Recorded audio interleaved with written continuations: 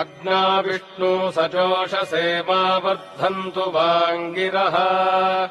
युम्नैर्वाजेभिरागतम् वाजश्च मे प्रसवश्च मे प्रगतिश्च मे प्रसितिश्च मे धीतिश्च मे क्रतुश्च मे स्वरश्च मे श्लोकश्च मे श्रावश्च मे श्रुतिश्च मे ज्योतिश्च मे सुवश्च मे प्राणश्च मे पानश्च मे व्यानश्च मे सुश्च मे